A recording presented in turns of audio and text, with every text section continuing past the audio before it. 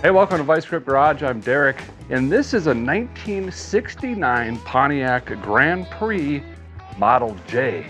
And this thing has been off the road, parked in various different pole barns for a minimum of 25 years.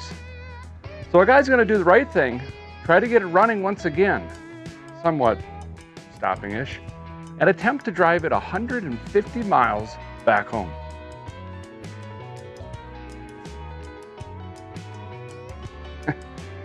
Sure.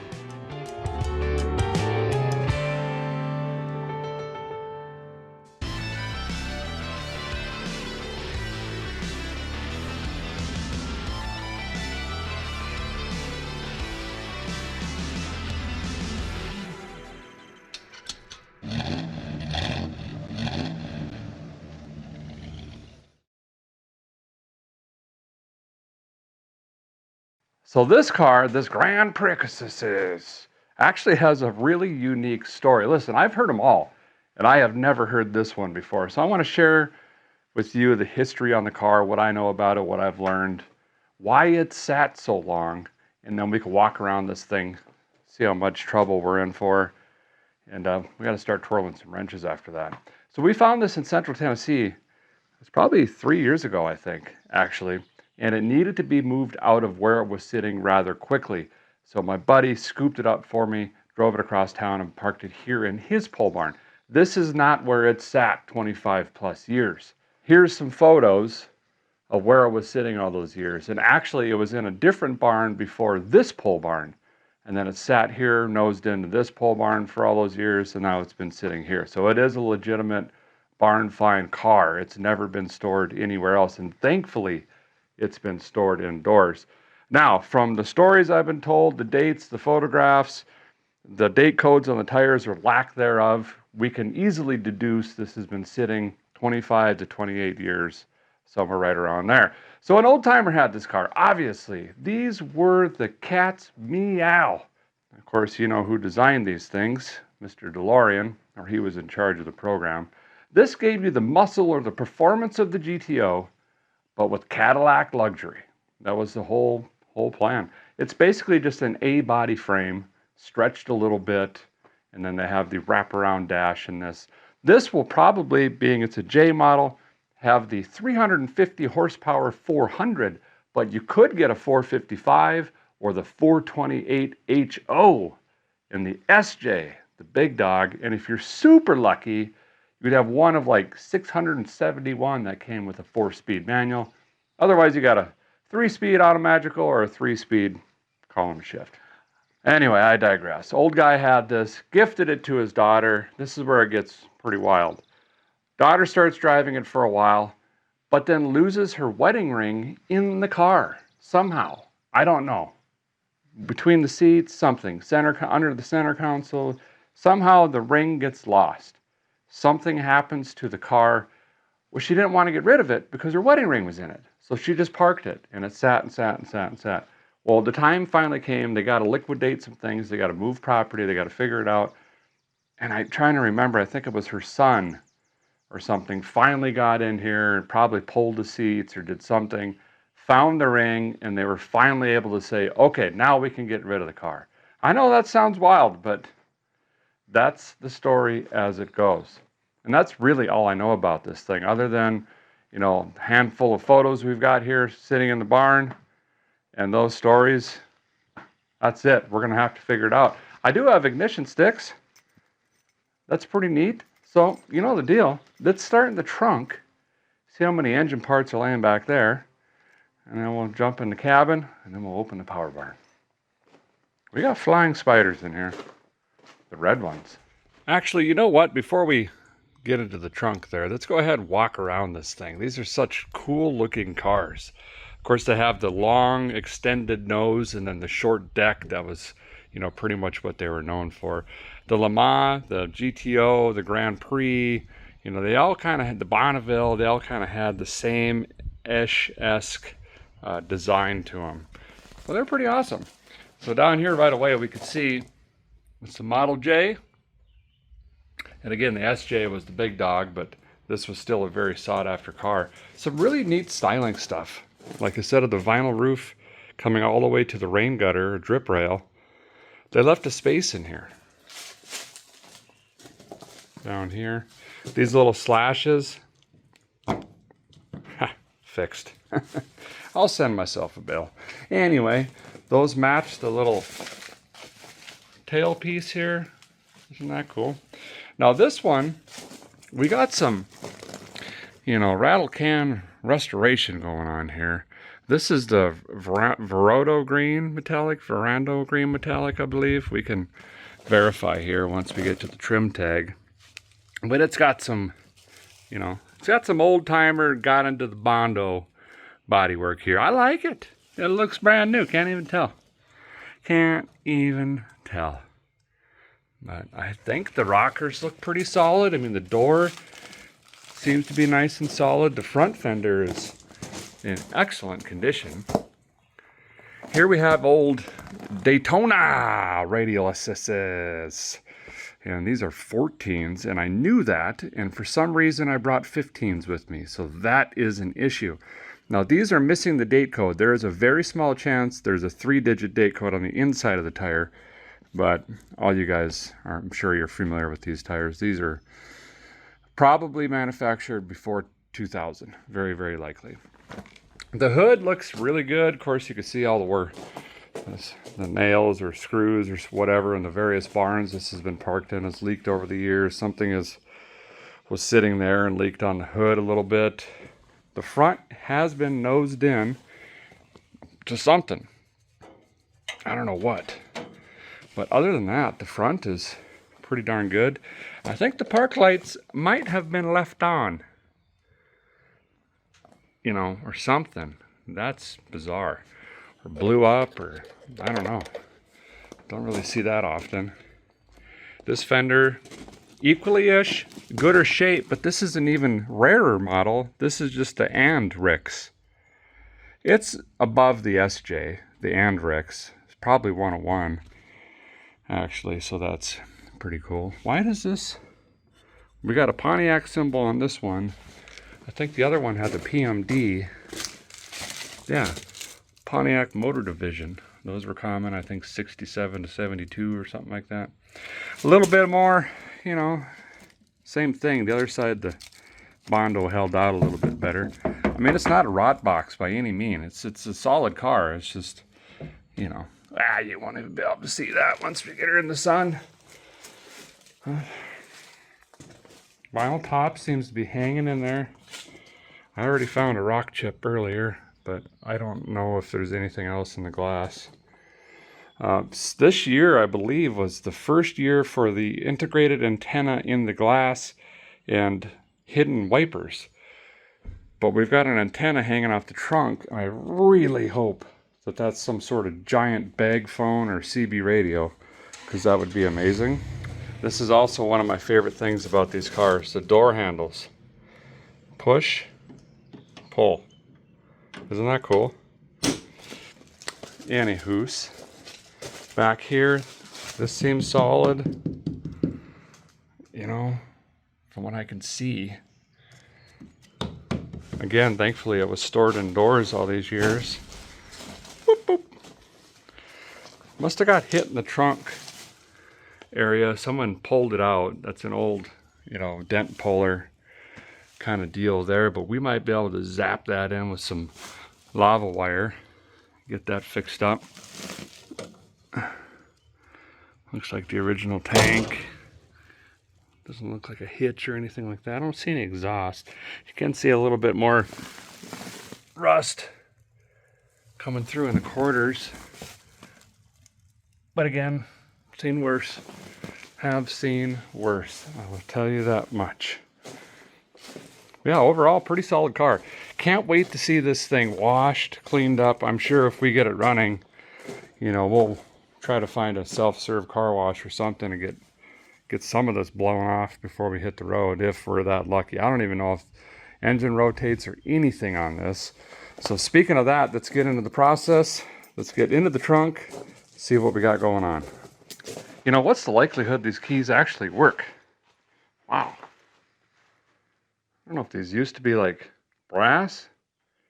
They're just like heavy grime, oil, dirt. Kind of gives you the feeling this thing's been worked on a lot. Oh, it worked. Oh. Oh, wow. Oh, wow. That stings the nostrils. We didn't even open the door yet. All right. Come over here and take a look. We got stuff, but... Oh, wow. Whew. Oh, the smell just hit me. I mean, it's like hot, humid. Oh. Oh, look. I must have worked on this. Huh. House wiring nuts. Nice. That's the ridge pad. Bunch of mouse stuff. Flying spiders. Still got the original sight on that.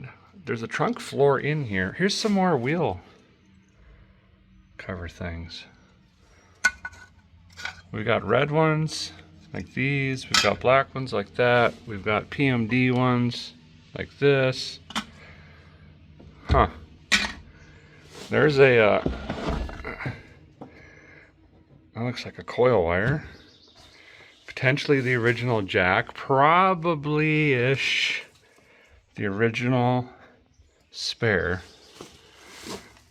There's the trim piece, which I think goes on this. Right here on the bottom. See this piece right here? Oof, the smell. We're gonna just let this be open. Still got the jack instructions. Old fart was hauling something or had something tied up in here with some baling twine. I like this guy. Bondo, baling twine, wire nuts. Did we just become best friends? Yep. Yep. Believe you me. No, yeah. It is a sauna under here. Hot, hot, hot. All right.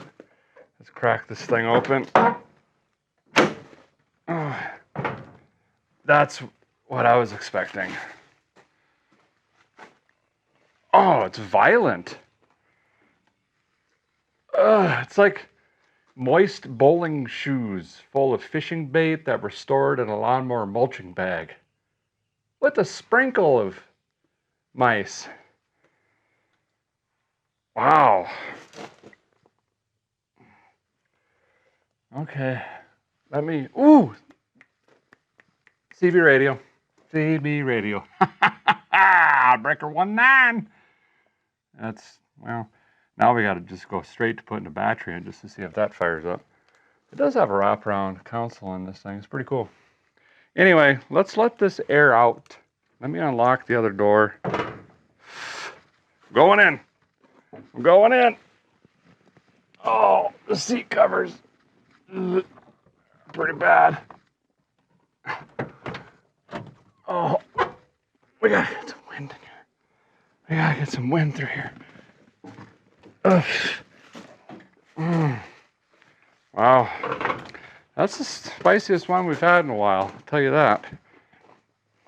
Well, this has been a pretty futile attempt to air this thing out. Now, unfortunately, this whole lean-to part of the pole barn just smells like that. Great. Well, let's go ahead and let's just dive in. I gotta show you some stuff in this thing. It's good. It's real good. You know, we don't have a ton of room, but we're gonna do what we can here. So straight away you see the power windows and you're thinking, well, wait a minute, it's a two-door. Yeah. These things roll down too with electricities? I don't know. We're gonna find out. More cool door openings. See that? It's like cupped for your hand. So yeah, they were really going for like the style and the luxury on the interior here, and this wraparound dash was one of the famous pieces, in the center console kind of all tilted towards the driver. Check this out. This should have a 140, I think. Yeah, look at that. 140 mile an hour. Whew. And the CB radio. Come on now. That's looking good. There's the Model J. Oh, that must be for the captain's side. Obviously this is a 3-speed automatic version. AC stuff, got a clock in there, super sticky steering wheel. Yeah, I'm sure you can smell that. I'm trying to sit in here. Ouch. Oh, look. Oh, that's kind of cool, actually. I see a race car or something with a Wix filter on the front. That might help us age this a little bit. Headliner somehow, explain this to me. Headliner somehow is in excellent condition with the optional lap belts up there and everything. These aren't sagged, drooped down. There's like raccoon prints or something. I don't know, inside's not that bad other than the seats, obviously. You know, these have seen the day. I think the odometer just said 41, but we can, I think, assume that this is 141 pretty easily, right? Yeah, look at that seat. It's pretty roached. How does this open? Is it back here? Yep. Button right there. I don't know why this is ripped up like this, or what's going on. Maybe there was an issue with the window over there or something, but they got all the panels off over there and the bottom seat disconnected. I think we're just going to leave it like this for now because it really doesn't matter. Ooh, we got a free pry bar.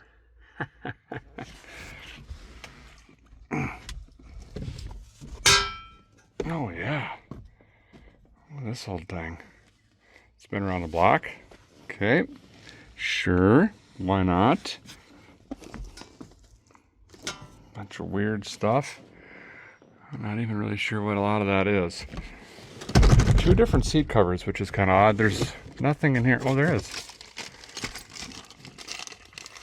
Oh, these are the letters for the super special one-off fender. There's no glove box over there because it's in the center here.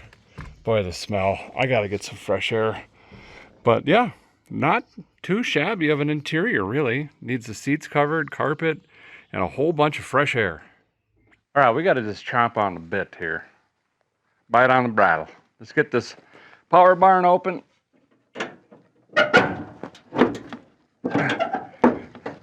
Well,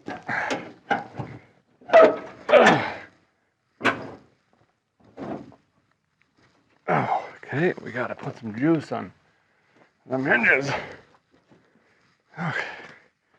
Whew, there's a motor in there.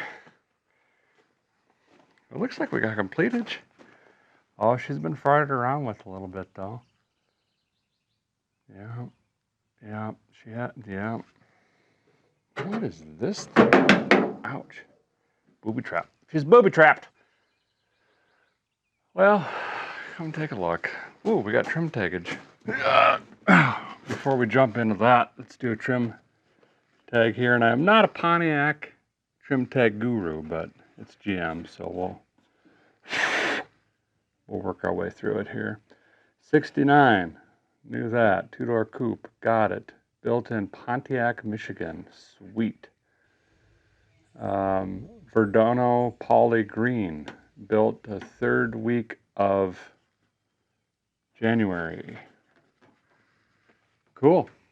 There you go. Wow. Got to try to save some of this barn dust. Put her up on the evil bay. You know what I mean? What is a bucket of this worth nowadays? I don't know. Anyway, it looks like we got a 400 under here. And there's stuff. Longest upper rad hose I've ever seen. Things. Hood insulation. That stuff. That's pretty good. Pretty good. Another way you can tell I worked on it is both the battery cables is red. You know, you're going to try to take my rig. Good luck. You might just burn it down in the process. Then no one wins. We got front discalators. I can just tell because of the way that is. The old juice pot is not a 50-50. So we've got discalators in the front here. And of course, that was part of the grand scheme here, is to have performance and luxury. Speaking of luxury, look at this old original AC. Oh, wow. That is, I can see why the belt's not on that. It's doesn't look like it's had a water pump or anything like that, which is unfortunate. The biggest thing on these Pontiac motors, almost all of them in existence, and I love Pontiac, don't get me wrong, but timing gears and timing chains on these are just notorious for failing. That's going to be my biggest concern today, even above brakes, is that timing chain. And it is a nightmare, not because it's overly difficult. I mean, you do have to take a lot of stuff out in here, but these bolts tend to break off in the block, and it just ends up being a nightmare. Oh, wow. Oh, that's a very chunky clutch on that. Okay. But otherwise, I mean, we've got completage. You know, it looks to be, oh, look at all the golf tees. Is that what they're called? Cues? Cue balls? Standers? Upper? Holders. Golf ball holders. Pretty much everywhere. So the old fart loved his Bondo and golf. Got it. Really old belts. I don't even see any writing or anything on it. I saw the heat riser laying in the back seat or something like that. Should be a 4-barra underneath that. It had lightning hoses, who knows when. Way back in the day, someone was messing around with that. But we've got completed, which is good news. I mean, the water heater's in here. Hopefully something to make some sort of spark is still back there. Looks like it. So we're off to a good start. Got a bumblebee the size of a Maytag over here doing this thing. Anyway, we got to start ripping and tearing. Let's get in here. Crunchy. And just see what we got going on. We got to start digging our heels into this. Okay. Oh yeah, quadrabog. This is just full. Mice have just packed it full. Okay, we'll just throw it out here for now. Whew. Man, the smell. Okay. Oh, good. This looks rougher than a stucco hot tub, but what's a guy gonna do? You know, it's not locked up. Boy, it was not running good though. All this is just carboned up, fouled. Secondaries were stuck. What's going on with that? I'm gonna get some juice and just start juicing everything. We know we're gonna have to do brakes and let's juice the linkage, fuel lines, you know, hinges, just juice. We need juice. Jessica! Yeah, it's just me and Maytag up there. Great.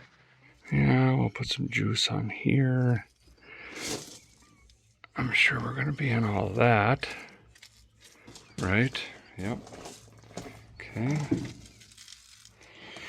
And then we could juice some of this. There.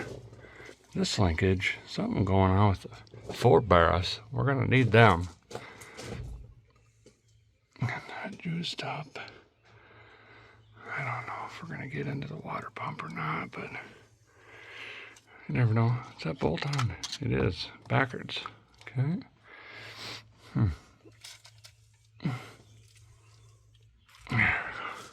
Let that sit and chew. Well, let's hit 2 coyotes with 1 park bench if we can. We got to get to the meat and potatoes of this, which is that engine stuck or will it rotate? That is the big question and the first thing that we need to check. But we're going to try to do multiple things at once here. So I'm going to go ahead and take out the lightning hoses here. We'll get out the sparkulators and we'll juice this thing down either with the WD product or PB or something in all the cylinders. And then we'll try to rotate it. It's going to be much easier to rotate it without the sparkulators in because, you know, less compression, and we'll have some lubrication on there as well. And while it's soaking, we'll go ahead and test the coil, take a look at the points, do all that stuff. Really, we just got to dig in here, get dirty, and just see what this thing's going to do or not do. Now, you've heard me say it many, many, many times. I've already yanked the number 1 out of here. Somewhere on here. Oh, right there. There's mice. Been chewing on these. But anyway, I like to mark the number 1 and just verify the timing order as I'm taking this apart. You know, for Pete's sake, we're doing it anyway. Of course, 1-843-6572 on this rig here. So as I'm disassembling, we're going to verify and make sure we take note on where that is on the Lightning whirler back there. And well, it's time to just dig in.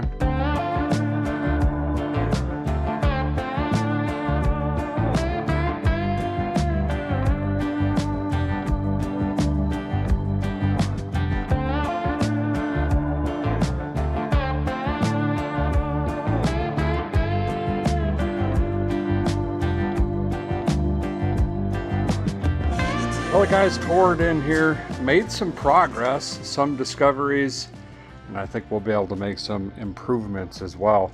The rotor, this thing is really old, super thin plastic. It feels like if I were to drop this, it would just shatter. The cap, however, that was replaced at some point, who knows how many years ago, but it doesn't look that bad. Now, the sparkulators, it has platinums in it, which makes no sense. Completely unneeded. The odd bank is firing pretty good. Number 3 looks a little, But then the even bank, the back 2, 6 and 8, are just really, really fouled up. And the front 2 are running darn near perfect. So I don't know what that's about. We're gonna have to look into that a little bit further. Dead lubricate up, the fuel make it happen, or a bunch more. It'd be nice to not have to take that off and rebuild it. We can if we need to, but I'm trying to avoid it. You'll notice it's much cleaner now. So after I hit it with some PB, I went ahead and hit it with brake clean. And now the 4 barrels are opening up. All the linkages are moving freely as they should. You know, I think this might actually come around for us. Next thing I'm going to do, by the way, I've got all the cylinders full right now. They're just cooking. While that's sitting, let's go ahead and test that ignition coil. There's a primary winding and a secondary winding in that Lightning can. We can test both of them, so we can just cross it off of our list and rest assured that that part is okay in the ignition system. So if we don't have spark, we can move elsewhere. Okay, we got our junk meter from Hobo Freight here. Got her swanged over to the horseshoe mode. And again, we're gonna test the primary and the secondary windings in this coil. It's just a can of oil with a center or core of wire and then another one wrapped around that. So primary would be post to post. And that looks just fine. Nothing wrong there. We're looking for basically nothing or a short or basically too much, anything over 3, 3.5. They're all a little bit different depending on how they're wound. And check your vehicle manufacturer. I mean, you can do this with new coils as well, not just these old ones, but we're just trying to make sure that it looks in spec. And this one looks just fine as well, as long as it's not like over 15. Well, I've had some in the 20s, like performance ones, but again, we just don't want to see a dead short or open or something like that. So that's telling me that that ignition coil is just fine, which is good, because I don't think I got another one. Whoops. Well, I think at this point, let's go ahead and see if this motor rotates. I like to do it by hand, you know, a few full revolutions there, just to make sure that there's no binding, anything like that, especially if, you know, we're putting any juice or stuff down the cylinders.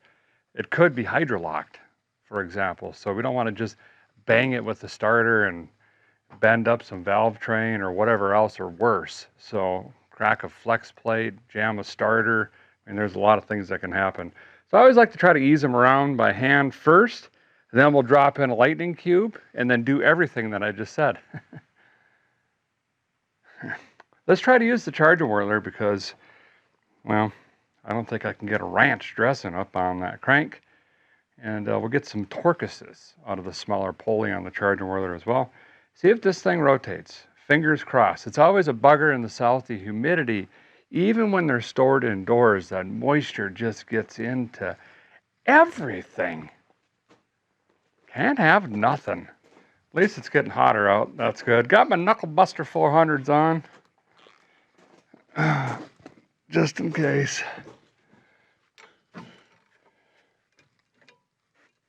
That was a weird sound. Okay, here we go. Pressure on the belt. Nothing. Go the other direction. Pressure on the belt. Yep, moved a little. There it goes. That weird sound is the valve train. Okay.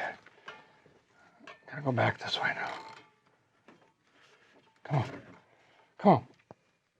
It does not wanna.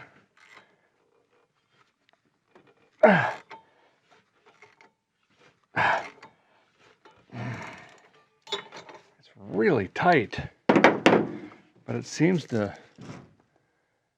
want to party. It's just like, but you know, also, there's a starter in it. I don't know. Should we just put a battery in now and just see?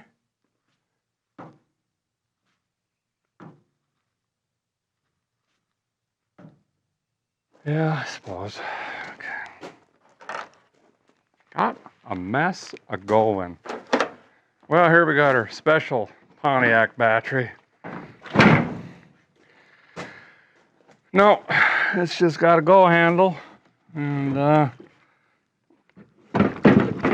you know, it was cheap. So that's good. Okay.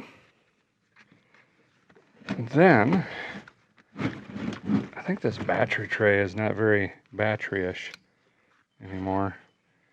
We got a little bit of a fire test to do here. That's the SAG cable. Never hit these or anything like that. And then the positive one. What is that? Sort of lug or extender or something in there. Oh, it's got T3 headlights. That's cool. Okay. Nothing? Oh, we got domage. No. Get out of town. You can come back, but get out of town. Well, before we throw the ignition sticks forward on this thing, do I have those, by the way?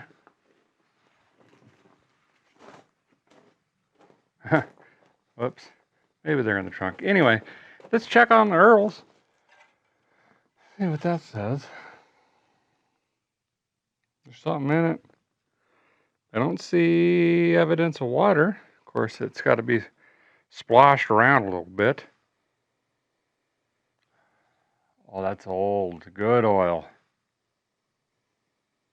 No gasoline, no antifreeze. And plenty in there to just kind of crank it a little bit. See what happens. Hopefully the key works. We'll test that. The tumbler, the ignition, the wiring, the starter. It engages correctly. All of that in one swoop.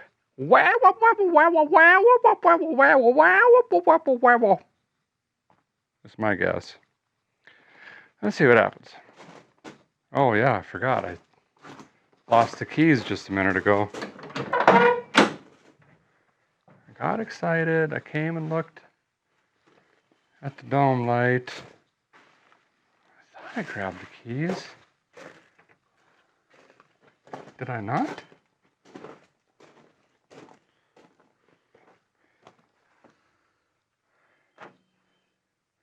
Spend more time looking for things and stuff. Literally in my front pocket. Whoops. Anywho's. Actually, should I see if this window rolls down? Little victories. No. We got 0 windows. That might be an issue, being it's 147. Okay, key forward. I don't see any dash lights or nothing. Okay, we'll see if it rotates. Yes! Rotates really good. Actually, it's stuck forward there. Right now I have my hand off the key.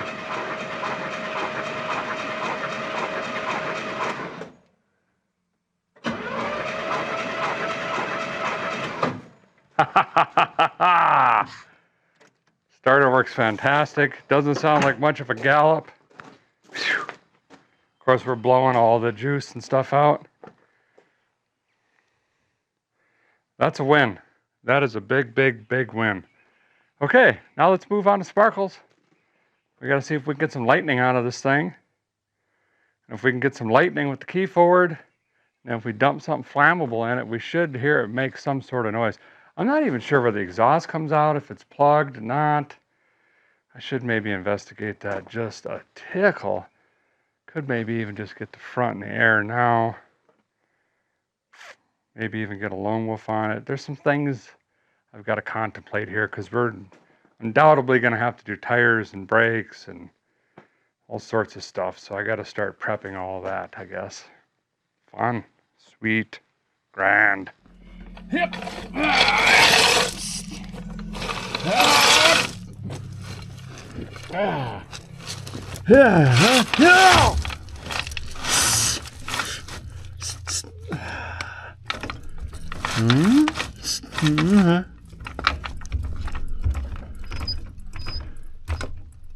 I can see an exhaust pipe now. I can see the drag link incorrectly hitting a bent tie rod.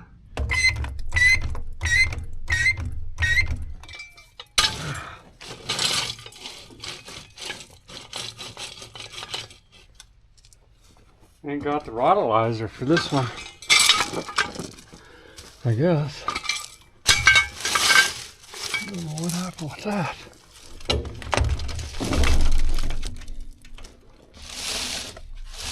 Tire rolls. Ha ha! Victory! Oh, guys, under the car, found the exhaust. It's got a muffler, but the hanger's completely rotted off of the thing. But there's a frame on this vehicle. And there's that extension. You can see where that curve pocket normally comes around for like an 8-body. It's a little bit longer. And then inspection covers off of the transmission. Oil pan's been banged in. Floor looks really solid. Actually. Well, that's fine. Don't worry about that. Okay. Okay. I'm down here because I'm trying to hook up this lone wolf. What is that melted thing up there? Figure that out too. But anyway, this cord here is going to be the lone wolf. If I can get that plugged into the starter here. And we can operate this from up top, which would be super handy.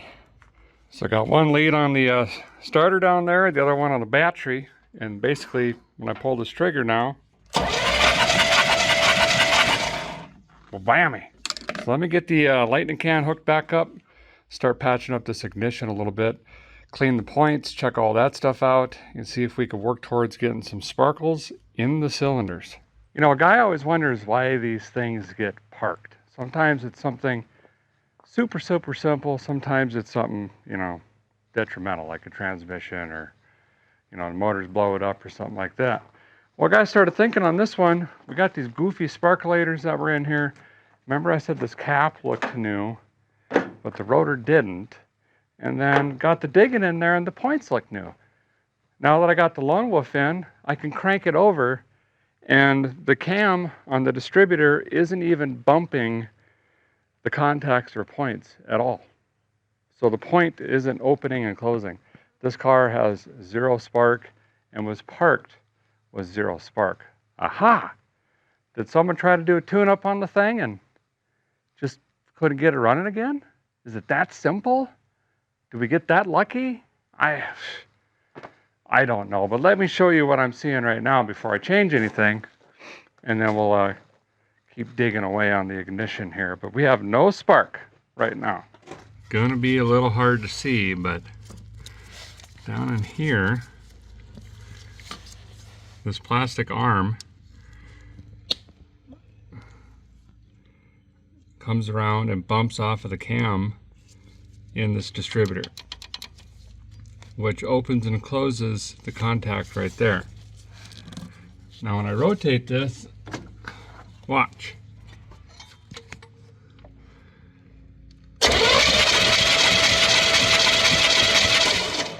Zero movement.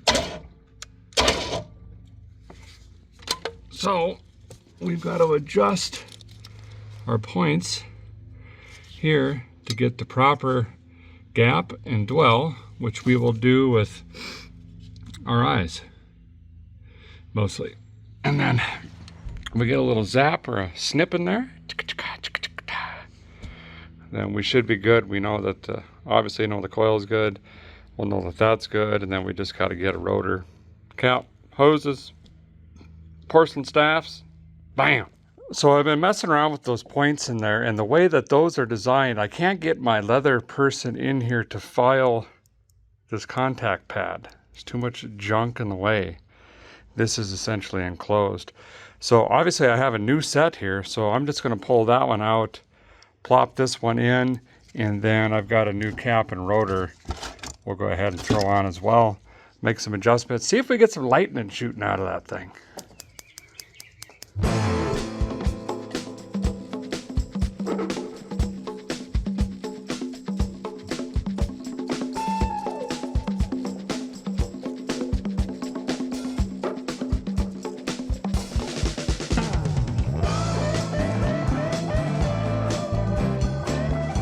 Well, the guy has the new contacts in, set them where I thought they should probably go, screwed it into the base, and I think it's great right out of the box. We'll make a small adjustment potentially here, but I wanted to show you this. See, this is the bumper right here, this black piece. That has never once made contact with the distributor cam. These never fired. And look at all the sulfur and everything in there. So they're old. So they definitely didn't have spark. I'm not saying that for sure is the reason this car was parked up, but obviously it wasn't running. So anyway, if you're very, very quiet, you can hear this snap down in here. Hear that?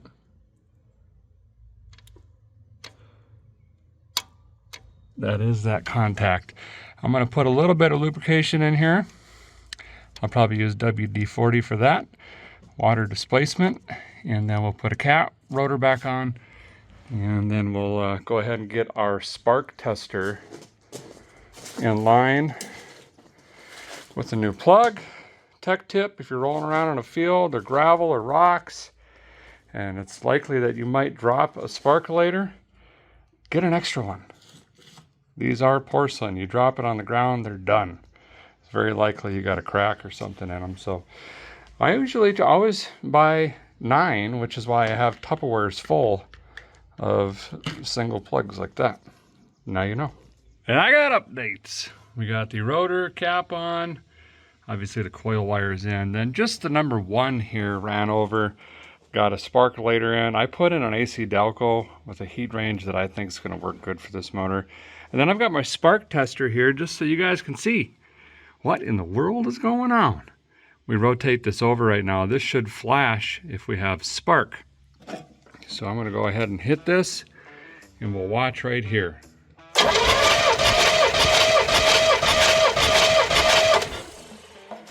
Sure enough, we have spark. So I can finish up the rest of the lightning hoses, the rest of the sparkulators, get all this put back together, and we will have ignition done.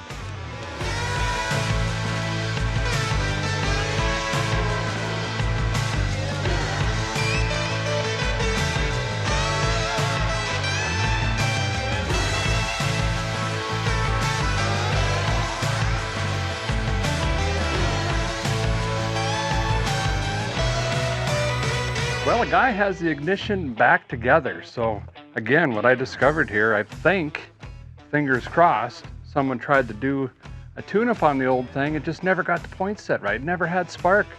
They parked it and that was it. But we've got new points, condenser in there, rotor, cap, lightning hoses, sparkulators, everything's in. I was just about ready to throw something down the yap and just see if it'll fire off, make any sort of noise so we feel comfortable continuing to throw time, money, and effort at it. But I got to looking underneath the car. There is some really, really dry leaves and like plastic bags and just dead bushes and stuff from rodents.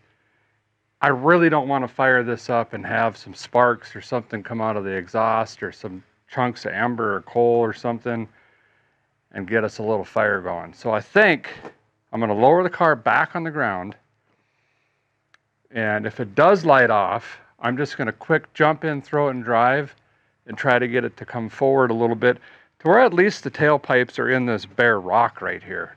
You know what I mean? Then I would feel a lot more comfortable about it. So let me get this jacked up again. We'll get the jack stands out. Or I wonder,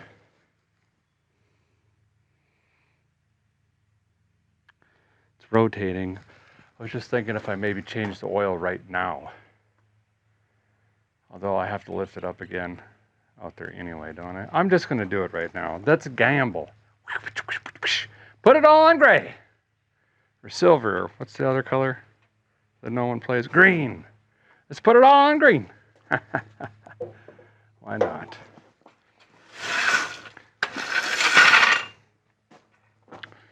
Let me get a drain pan, a wrench. We'll drop the orals out. Put something fresh in here. Okay. Yeah, so in the back under the car, there's a lot of this stuff. Yeah, and like I say, that would be a real bad deal. So I'd like to get it moved forward. Dropping the filter. We'll get to see what kind of filter it is. That might also give us an idea. 25-ish years.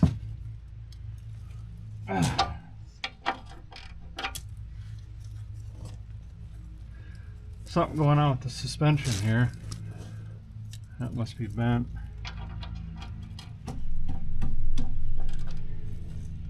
Oh, golly.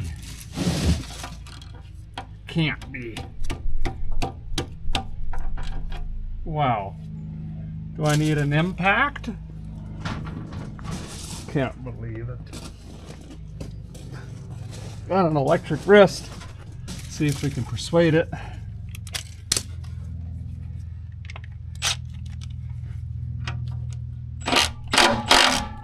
Wow. Well, guys, got a little snafu here. I thought I could swear I brought an oil fill tray with me, and I can't find it for nothing. And we're about to lose light in about 25 minutes. But that's all right. I got to go to the parts store anyway and get some brake juice and probably a little torch, some other stuff and things. Got to get some rubber lines, some clamps. We're going to have to come up with some makeshift fuel system, most likely. Need an air fill tray. There's stuff. Plenty of stuff. Brake bleed kit. I should be writing this down. Just remind me to forget about it. So anyway, I'm going to do that. I'm going to clean up a little bit and head into town before they close. Whoop, I forgot to juice this already. Get some stuff and we'll hit this right away tomorrow. We should be able to throw some oil in this thing, turn it over and see if this thing is going to fire up for the first time in 25 years. And I am really looking forward to it. There we go. Oh, yeah. Way better. Okay. See you guys in the morning.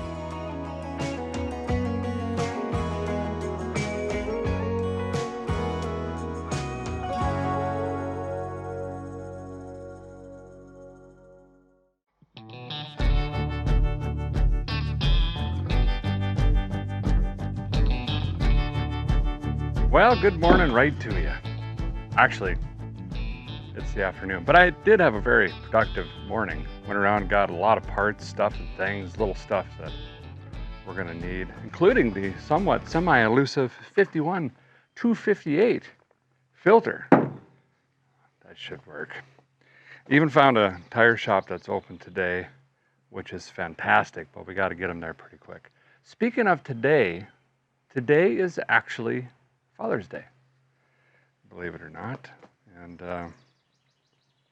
man, I got to tell you what, the biggest blessing in life, the best gift I've ever had is being a father. And if you've got some rugrats or some young adults, maybe they're growed up, hope you're having a good one. Well, I should say, I hope you had a good one. And let's be honest, if you're a single mom doing both duties, good on you. Happy dad day as well. And for my 3 boys, all I can say is I'm sorry. I've missed so many birthdays and events and special days and holidays. And it's one of my biggest regrets, but someday I hope you understand. Anyway, let's dig in. We got to get oil into this rig. I am super excited to crank on this thing. And, well, that's still pretty stiff.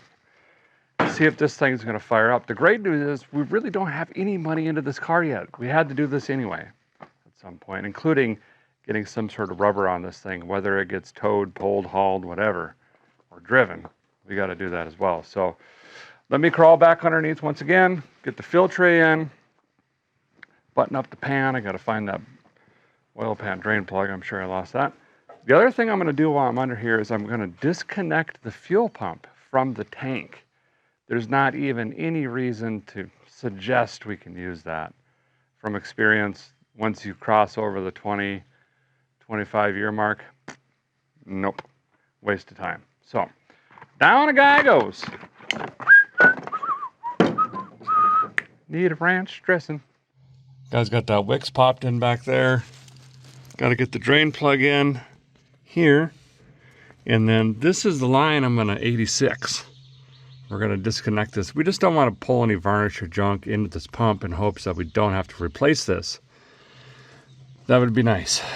And if we can get a fresh fuel source to it, there might be a chance that that works. Well, here is all the proof we need right here. This is an old AC, just AC oil filter.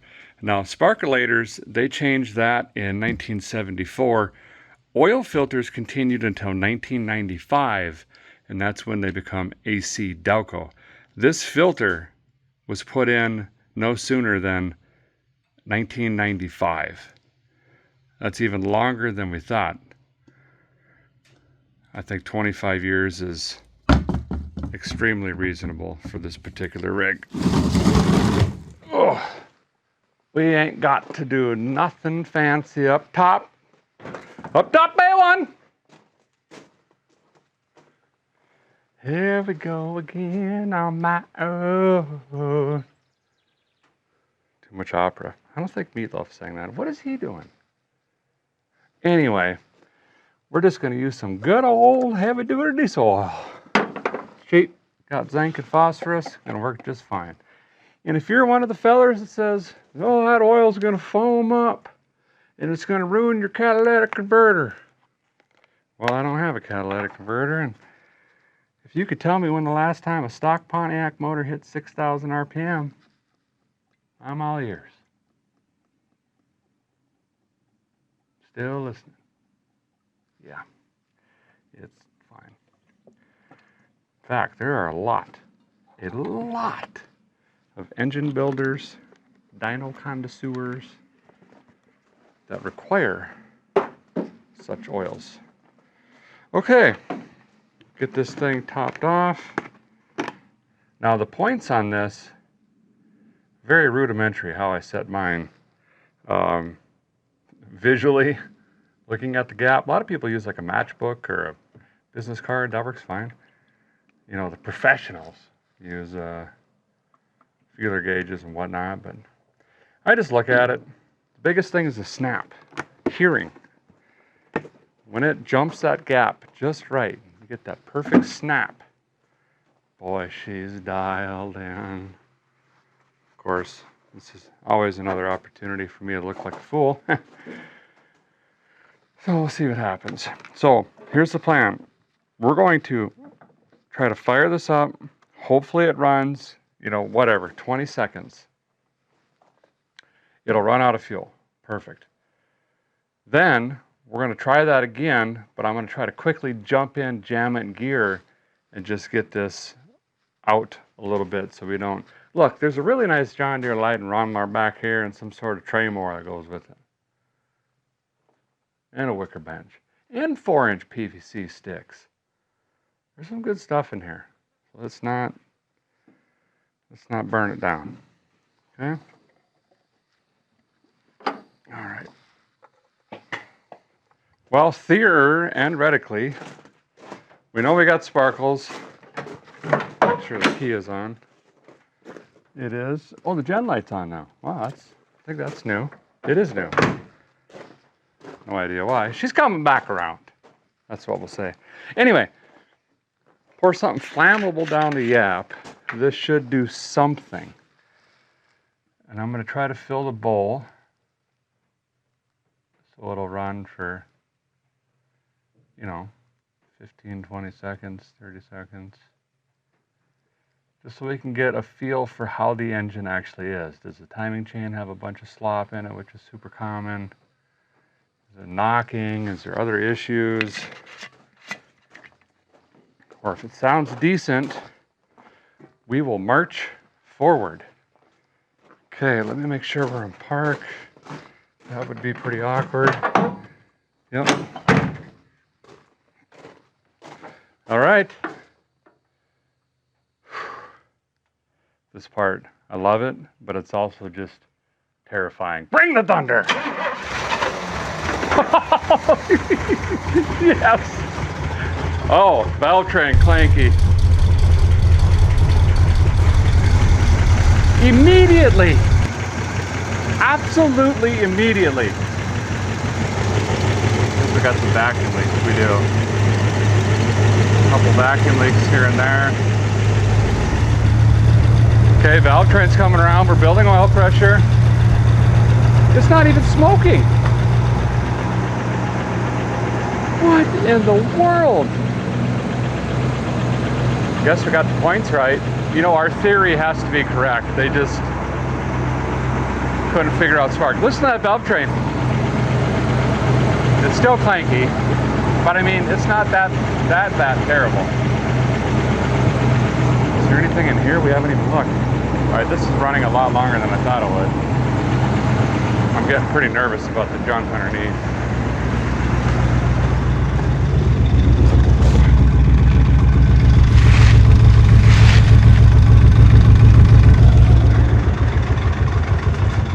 Alright, it's gonna die.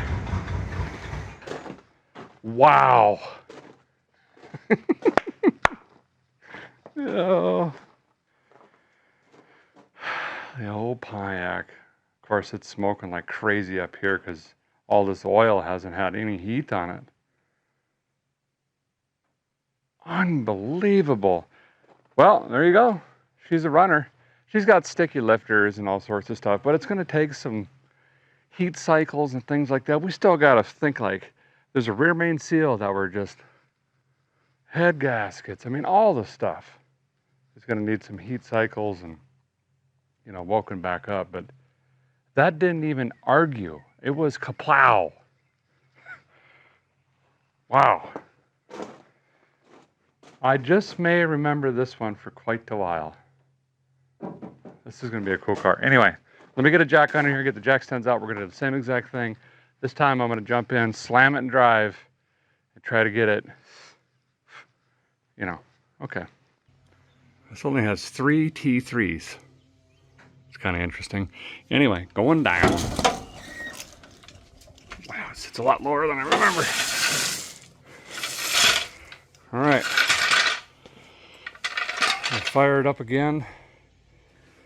Haven't even pulled the blood stick on the shift machine, but we're just gonna hope and guess. had grabbed something.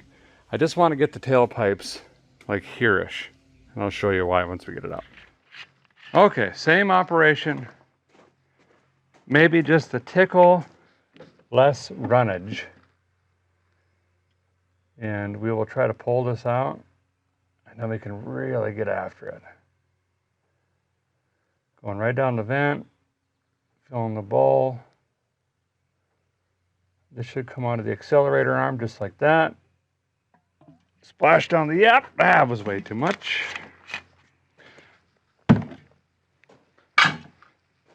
Okay, I think I'll just jump in.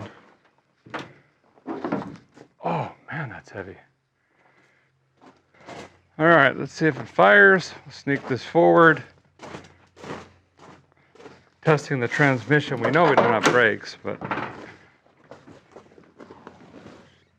Ugh! Woof!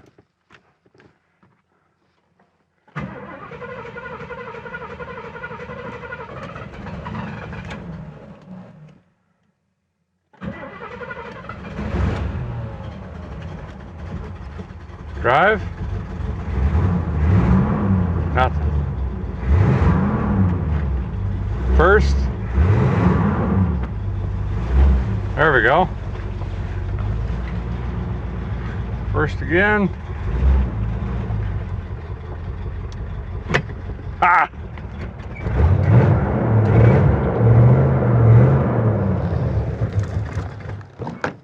Oh, nice. She must be low on juice.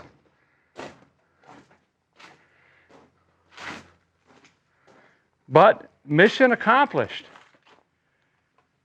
We saved the 4-inch PVC pipe, the wooden rocker thing, and the John Deere 1340, whatever that thing is. It's starting to smoke a little bit more than it was before. Anywho's, Buddy Chad's willing to run these to town for us. We could just start digging right into the fuel system. So I'm going to get the front end up, get the front tires off, throw these in the pick 'em up truck. He can hot wire, jump start that thing, put a wheel bearing in it, and get to town, get that swapped. And while that's going on, I've got a big new fuel tank. Well, boat tank. We'll figure out how to for some capacity. Feels like I've been here before. About another 47 minutes. Gonna have these dangling. Well, the guy's got her jackulated up again.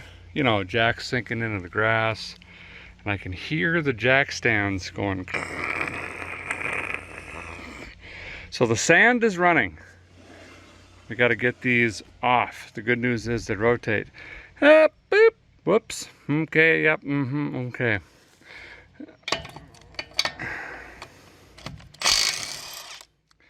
See how many of these snap off.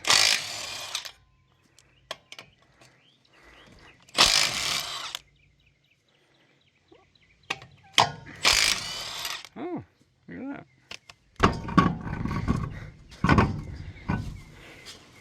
Oh boy. Yeah, sure enough. So that hub has to be removed. Oh, the brake lines are just shot, which, you know, we expected. Ouch.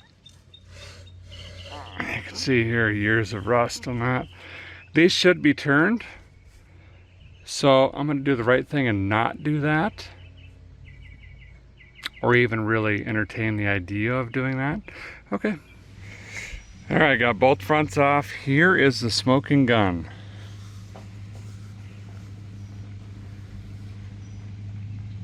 Oh, here. DOT. I believe that's the 26th week of 2002. 25 years. But then the question is, that's like running 10 years on the same oil filter. I don't know, that doesn't seem right. And these wheels could have been swapped on too. Remember, none of these center caps match. I think the oil filter is more of a proper representation of how long this car has been sitting, quite honestly, because people swap tires all the time, including obviously myself. But anyway, we'll get these loaded up. We're gonna get some Chupacabras on these. Well, guys, got 3 wheels off, down to the drinker side rear, and got 17 of the 5 off. And this guy, here's the other ones, by the way, just junk. This one,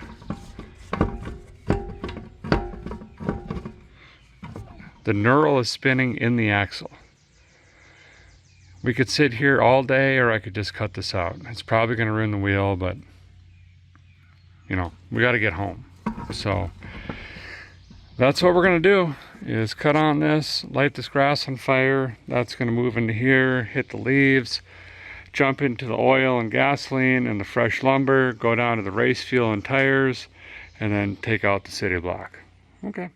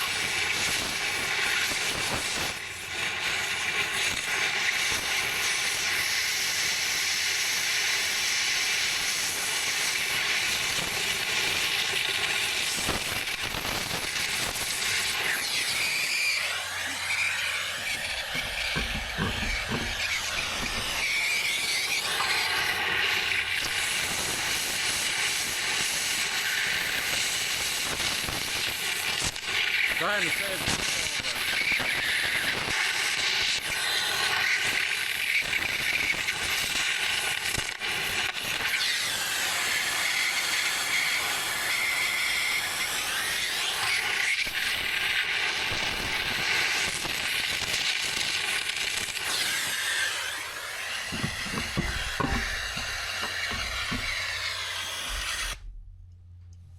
All right.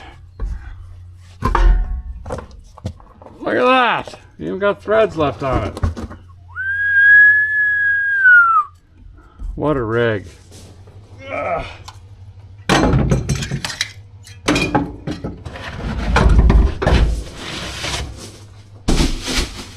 Boom.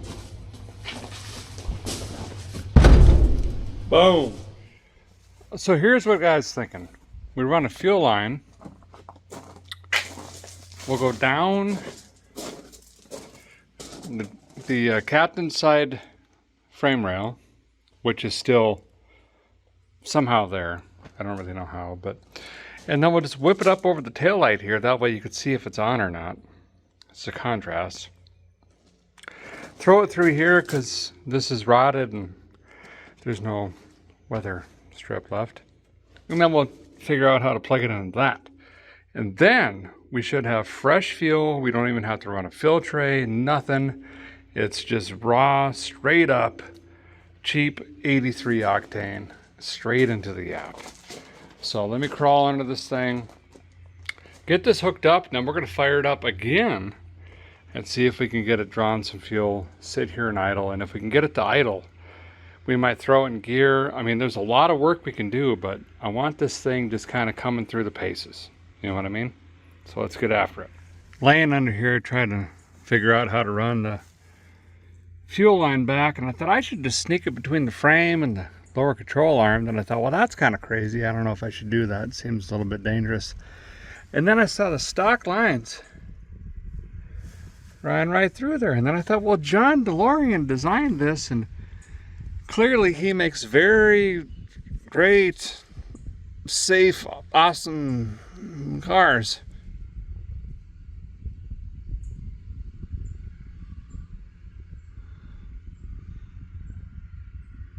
So basically just going to work myself back and start, you know, professionally clamping this along the way. We should have brake fuel lines and frame pretty much the whole way. Got the roll down here. And we'll work our way to the trunk. You know, since this is a Grand Prix, this is like IndyCar fabrication stuff going on here. And what we're going to do, since I'm short, is we will put a fill tray in right here. And then I think we'll beep this up into the trunk with the boop. And the filter will not only be a union, but it's going to filter the already clean gas so the gas is clean. Well, we got fuel system in. That's our, we were gonna need something here anyway, whether it was a barrel connector like a barb to barb. So I threw a filter in. That'll work just fine. Make us feel good too, I guess. And then that still runs up into the tank. So now I can blow some wind in here with my lungs. Start trying to move some of this fuel up towards that pump so I could pick it up. Okay. Since the fuel system's in, we'll go ahead and fill the bowl. I got a vacuum leak up here I gotta fix.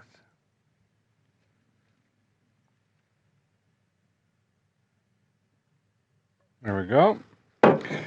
Now I blew pressure into the tank.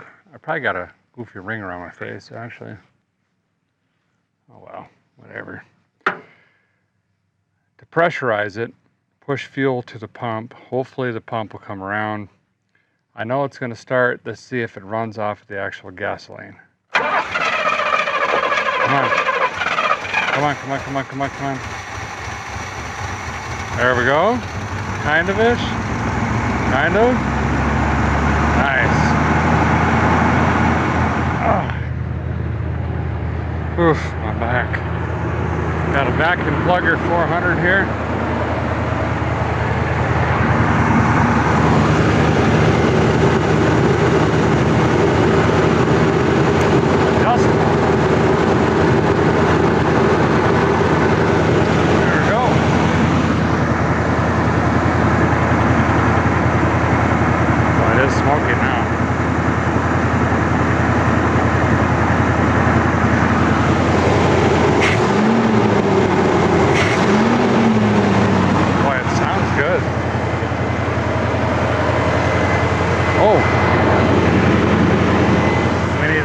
Juice quickly.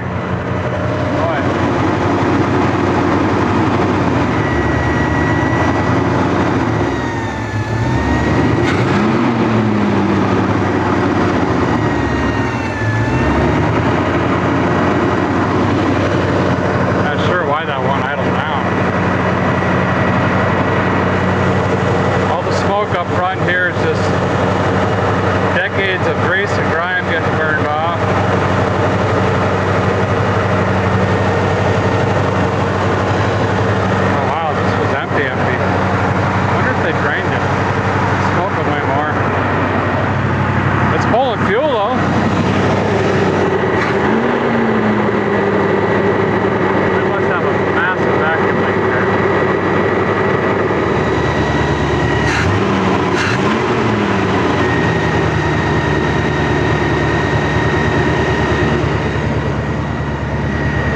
Thermostat must have opened. Looks like an old model train. Charger where it's got to be charged, and it sounds terrible. Perfect.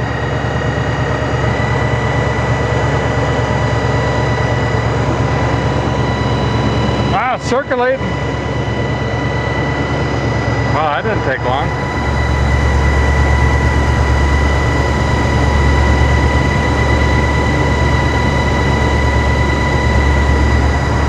Go get some water from the house, keep filling. Some sort of scalding hot mud demon just exploded, gave me 9th-degree burns.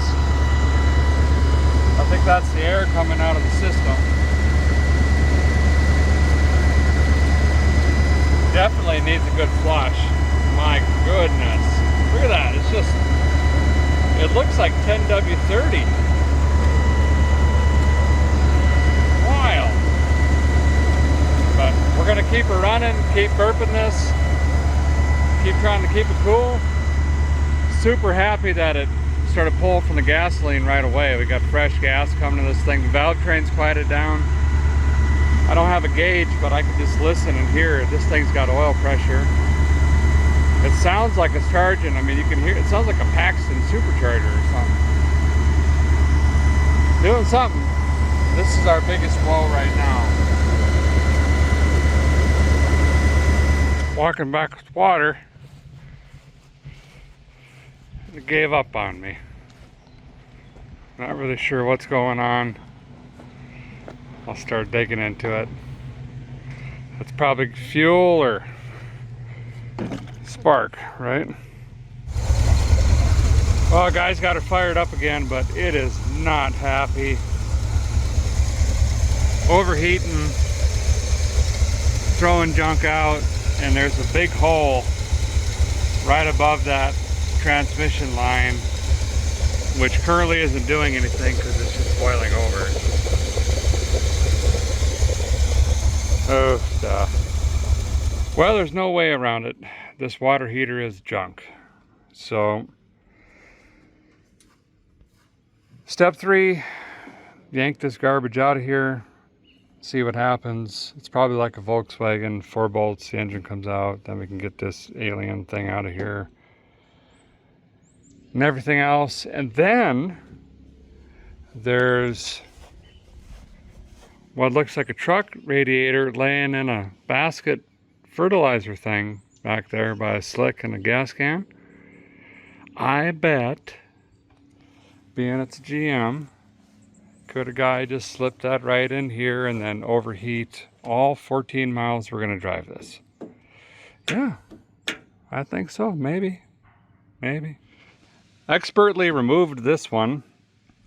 Everything went really fine. You know, I'll charge you half, whatever the book says. This fitting done just fouled out of the boiler right there. The tank's been separated in 48 different places. It was full of dirt dauber nests. On the back side of this,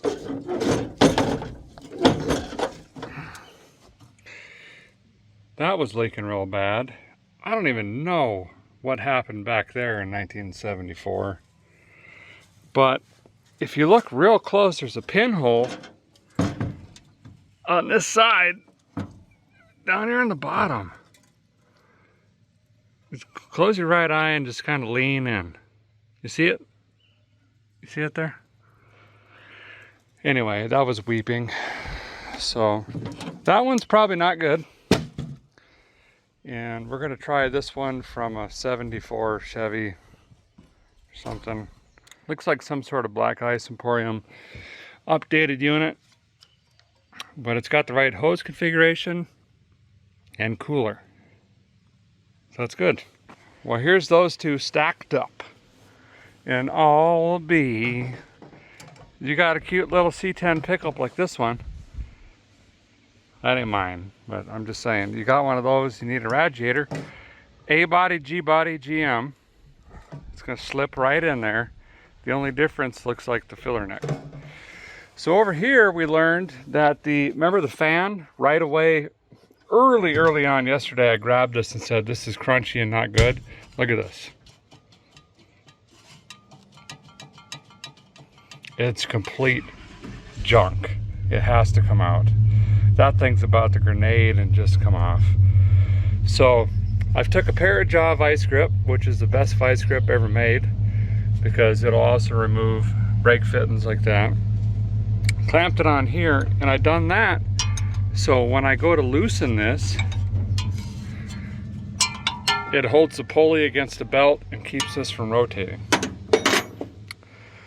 Get those out, get that off. I got to figure out how to get this off without breaking the fitting. I can start trying to set this in, and my buddy Chad, not the other Chad or Chad, but the Chad, not Chad Great or Chad Good, but Chad, went to get a clutch for us. So we're going to reuse the blades in the frame, and I'll show you what I mean once we get this out of here. The clutch is this part here, which actually mounts up and does the thing. It's kind of hard to explain, but this is just a hoop or a body, and this is doing all the centrifugal stuff, full of hydraulic fluid and a spring, and there's science and just, you know, yeah.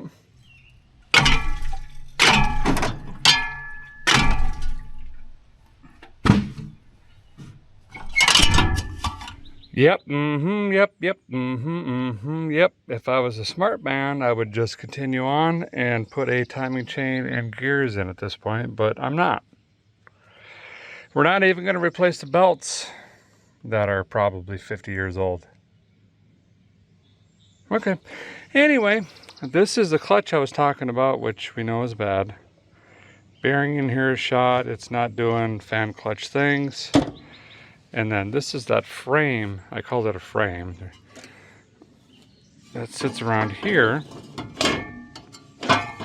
and bolts up. So when you replace a fan, you're not actually replacing this piece unless you want to. You're just replacing that piece. So waiting on that, but look at this. I thought we got Cooper Cabras, but we got the Mastercraft Avenger. Cool. That's the exact size tire that was on the car. 225/70/14, and we got a set of 4 of them. Believe it in or don't. But we are a long ways away from that, unfortunately.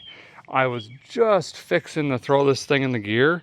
I would love to run the rear axle, transmission, get that up to temperature, see what that's doing. You know, all of the stuff is, but massive overheating shut us down. So we've got to fix this issue first. I got exceedingly lucky with this fitting here. This could have been really bad news. Look at that. I'm gonna go ahead and juice these up. Yeah, while I'm waiting for my buddy to get back, I don't think there's any point in putting the water boiler in yet. Let's get the fan on, but until then, let's start digging into these brakes. We know we're gonna need lines, calipers, pads. Of course, we're not gonna put discs on it because we're redneck, but if you look at this,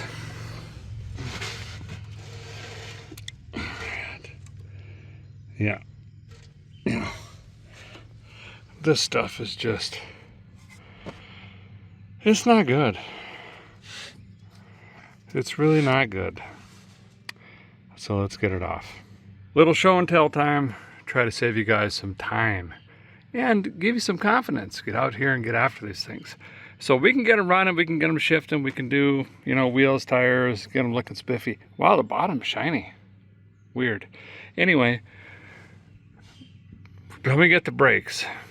And even me today, still, after doing this thousands of times, I shudder and go, oof, I don't want to do that. Well, let me teach you some tricks that I've learned over the years to really expedite not only the process, but make it more successful.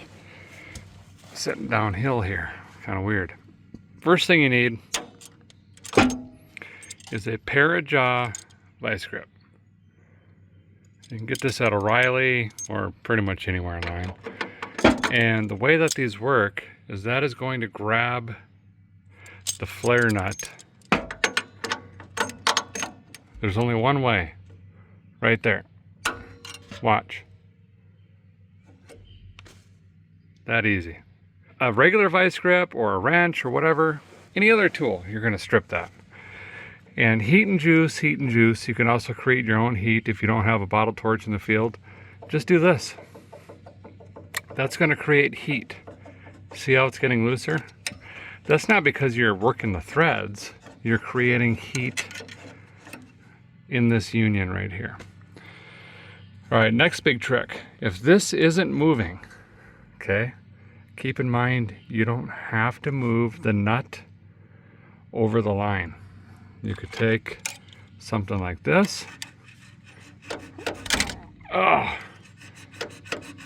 sorry, I'm middle-handed. Cut it. If you knock this little bracket out of here, you could put a socket on this side. You will hold this, okay, steady, and you're going to turn the bottom. So you're turning the line out of the actual fitting, because the whole goal here is you don't want to twist this line off, because then you got to run this whole new line, right? So remember, you can also put the line onto the fitting, tighten it up, especially with disc brakes, because this is just an open banjo, meaning it goes this way or this way. It doesn't really matter, right? So also use that when and if you can. Heat and juice. When I go up to an old car like this, as you guys saw yesterday, I started spraying, well, you can clearly see, I started spraying all of this stuff down right away, immediately, knowing I'm going to be up against it. So that's, you know, soak it down best we can. Anyway, got to get these pins out. There should be an Allen key here, Allen key here. This whole thing's going to slide out. The pads look pretty good, I got to be honest, but we're going to replace them because these seals and stuff in there get shot. If I can get halfway decent-ish front brakes, we're gonna completely rebuild the back brakes. And then we're gonna have 70% brakes. That's pretty good. Slide pin on the bottom and the top. There's only threads on this side here. So if you can get it moving, it's usually a really good sign. There we go. We got the line broke free from the frame. We got the tab. We've got new line, new caliper. I think we got new pads, but these pads might be good too if we want to gambleize. Try to save $27. I don't know. We'll see. We'll see what happens. All right, so you saw how it was, you know, pretty taut, hard to turn with the caliper and pads on it. Now you can see it moves very easily. We're not hearing any gravel sounds or grinding. I like to test both directions. And if you grab this thing, you can really get after it. But, you know, my ankle's under here. So I'm just going to tell you, you have to believe me, she's taut. I think that bearing is pretty good, at least on this side. Whoop, got to give some grease back. There we go. Over here on the caliper side, this is a very old Delco. So actually a really good caliper, but it's just been sitting so long. I don't trust the seals and the rubber and everything that's in it. There we go. So we're going to set that aside. We'll turn that in. We're going to get a really nice core for that actually. Someone upgraded to fancy hot rod pads. See how these are drilled for heat transfer or whatever, I don't know. Whatever Indy 500 stuff. And they also painted it, rebuilt it at least once. See how they're performance red? So someone spray painted these things. But anyway, long story short, it had pads right before it was parked as well. But we're going to go ahead and replace all of that. This is a very common GM front caliper. 67 to early 70s, you're going to see these on A-body, GM, Cadillac, all of the stuff. But they're kind of sort of ish, getting harder-ish to find-ish, you know, in new condition. But anyway, we're going to pretend that this is turned. Refinishing. You know, we'll do that on the way home if all goes well. Probably the original shock. You could tell by the curlicues. Again, this side has a bent tie rod. It's going to drive super wonky. But if we can get the front brakes in this thing, we got 70% brakes. We're going to pretend to work on the back brakes, wink at it a couple times, and see if we can get this thing down the road. Drinker side caliper and pads are on. We're going to put the pause button into effect on the stopolators. We still need to make sure that this thing's going to actually sit here and run, idle, do all of that without boiling whatever root beer mess that was coming out. So what we're gonna do is continue on with the cooling system right now. We've got a fan clutch in here now. This is more clutch-ish, feeling better, nice. And we'll put that truck radiator in here. Obviously the fan shroud got broken somehow. I'm not really sure. I was being fragile as I could, and that cracked. But for now, just getting home, I think we'll be all right. Hook up the transmission cooling lines. Upper and lower hose, I have new ones. I might go ahead and just throw those on, because if you look at these, they are just really nasty. Let's get the cooling system buttoned up, get this thing fired up again, get it burped, make sure it stays cool. Then we'll move on to brakes, because if we put a bunch of time and money in the brakes, it still overheats, we got an issue, that's waste.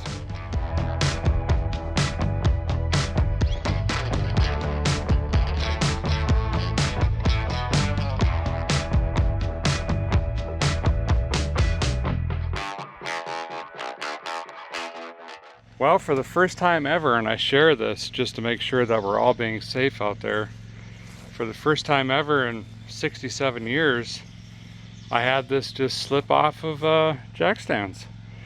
Just ground is soft, and the angle would dangle, and it kind of just slowly laid over on me, and thank goodness. This is another reminder why you don't want to put your legs or anything under a vehicle. Just in case something like that happens. It was very slow, mundane, but it is what it is. So now we've got back tires on it, so I can get the jack out to come up to the front to reposition the jack stands once again. And again, we're going with the Mastercraft vendor gets. Sure, those look pretty good. Anyway, after a little bit of excitement, we are back putting in the water heater and all of that stuff. I've got the upper hose in, the lower hose in. Just need to put the boiler in itself and connect some lines. Truck radiator is officially in, and it fits. I mean, really good. And we got the lower plumbing in, upper plumbing, and put aviation approved mounts in, 2 of them, you know, because we're not going to cheap out on that, obviously. And somehow in my little job box I carry with me, I had one of these little caparoonies with the clamp already on it. So that's plugged up, transmission lines are hooked up. So let's put some juice back in here once again, fire it up, and see if we can idle it a little bit longer without it boiling over. All right, let's fire it up again.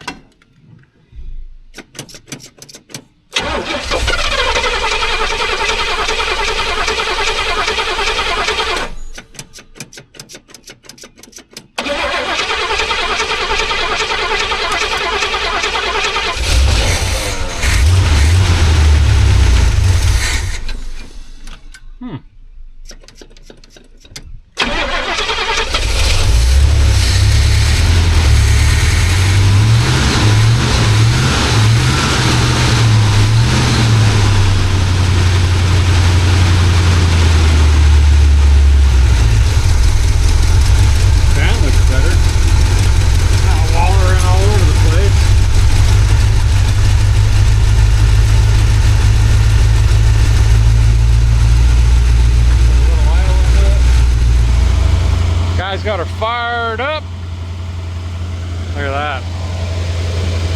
It's not good. I've been adding clean water, trying to flush it as much as I can while we're doing this anyway. Fuel system seems to be working fine. Fuel pump came back around, which is great. They're not hard to put on these, but they're not, you know, the most fun thing.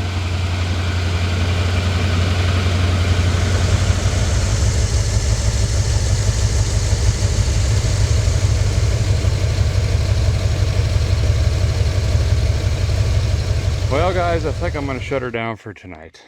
Still after it. ran to town a couple times. Just threw in some K-Seal head gasket fix. Yep, I know.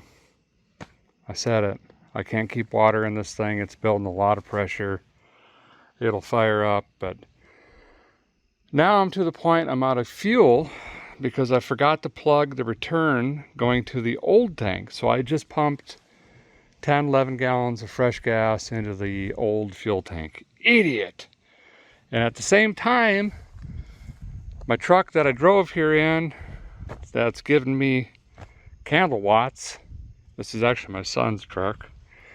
The compressor just locked up on it, or is about to lock up. The AC compressor, well, you can see how hot it is. This is all belt and metal. So this is down. So we're about to load this on a trailer.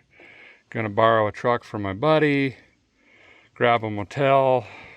Gonna have to work on this tomorrow because the whole goal was to drive this home and then get a ride back from my wife or something, then pick up my son's truck. But I don't know.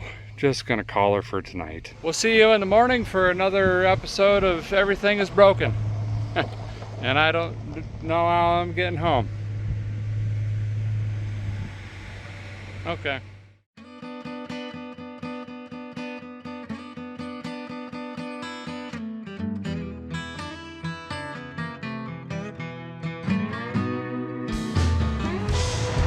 Well, here we are. Next day, it's actually afternoon, unfortunately. It rained cats and cows all morning. And yeah, I decided not to do that.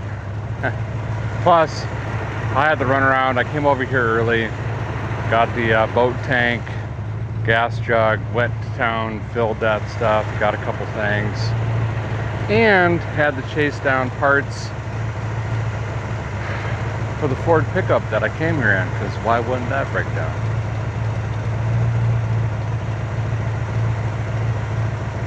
Yeah. So anyway, got this fired up again today. We got 2 jugs of K-Seal in it, waiting for the thermostat to open. And I know a lot of you are saying, oh, it's because of the fan shroud. That's why it's getting hot. Well, no. No. No. Also, no. That's not. Does it affect it in some sort of short measure? Of course. Is it the reason that this has 74,000 psi of pressure in the cooling system and immediately goes to 746 degrees in 30 seconds? No, that's not the fan shroud. So anyway, let's see what we can do. Well, the guy manually threw the fast idle on, circulating.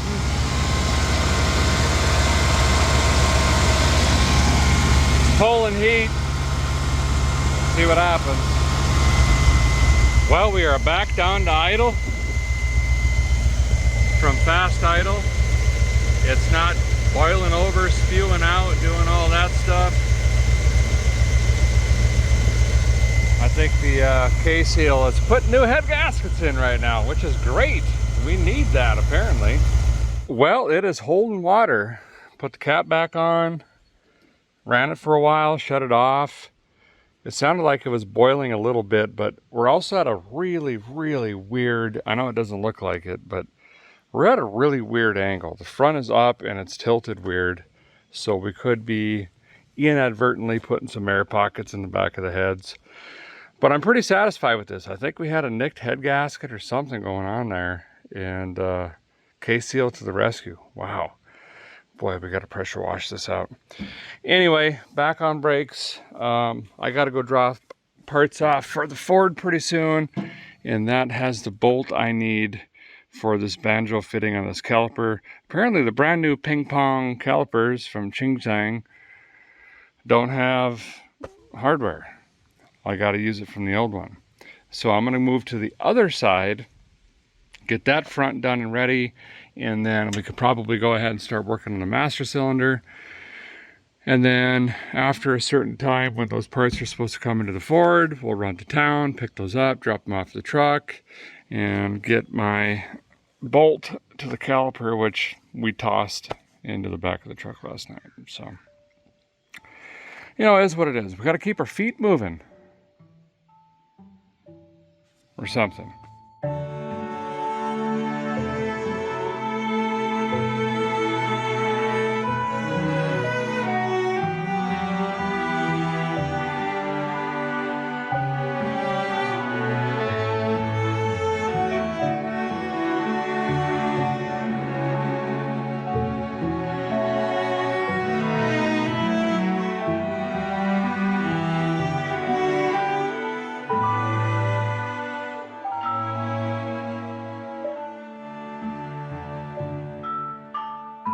Well, finally got a little break in the rain. It's just been sprinkling and 5-minute break and sprinkling and 10-minute break and rain for an hour and 5-minute break.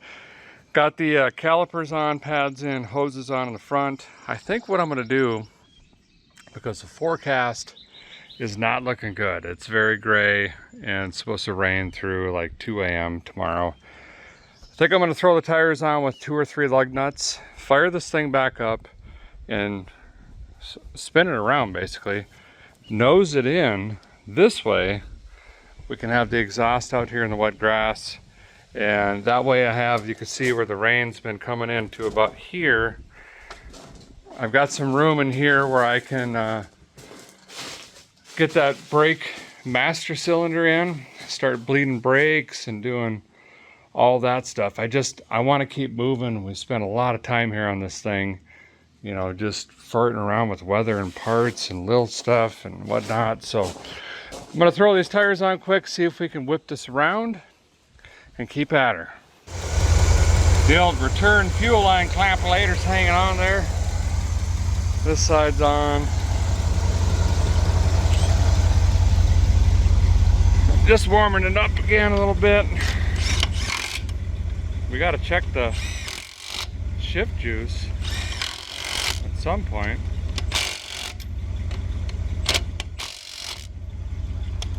There we go. Boom. Haha! First time this thing has seen water in a long time. Look at the roof coming around. It's black. It's not medium green. Black vinyl roof. Sharp looking car. Very sharp indeed. Okay, let's throw it in gear. Try to spin this thing around. There's a lot more rattle can restoration going on than I thought, now that it's starting to get cleaned up. Whew. Some down there I missed. Nice looking car though. Oh, a guy has got a mess going on. I mean, this is the realism of it. It's just what it takes. Okay, it's actually in first gear right now, and nothing happened. So we're gonna assume shift juice is non-existent.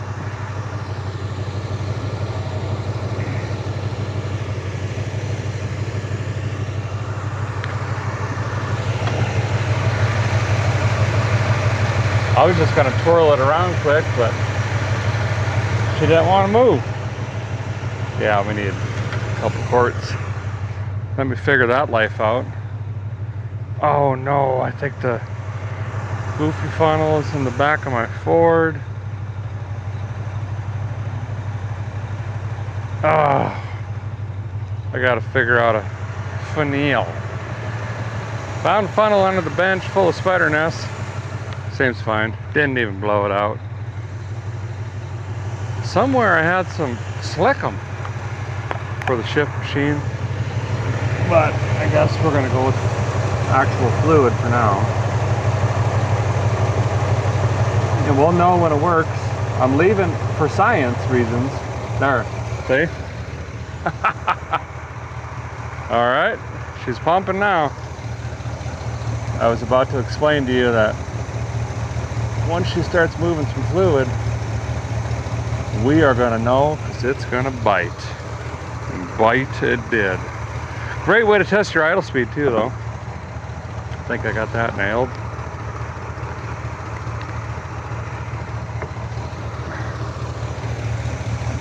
Do one more.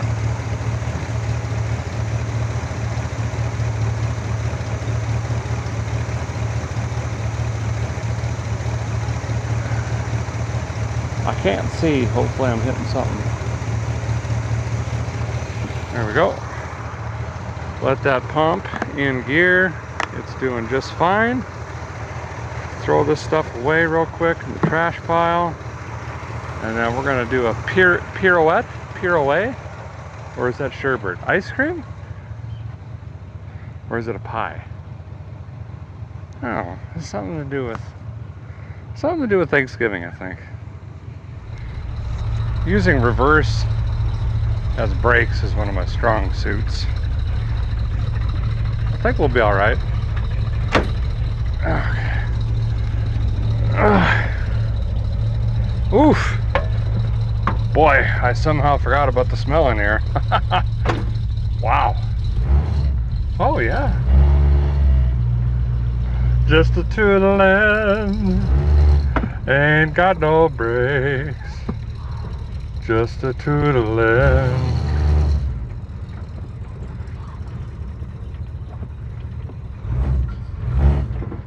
Am I coming wide enough? I can't see. Well, you should look. I can't see out of the windshield. Why didn't you clean that? Look, I'm just trying to tootle. I don't know. This seems reckless and dangerous. I can't see nothing. I got a glare. Why am I holding the brake pedal? It's like it's gonna do something. Okay, here we go. This is where it gets sketchy. Right here. Reverse park.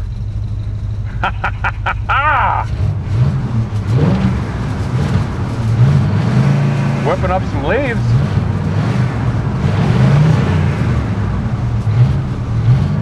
Oh yeah. Horn doesn't work. Oh, it does work! She's coming back around. We had a dome light come on. We had a gen light come on. You know, it just needs a little...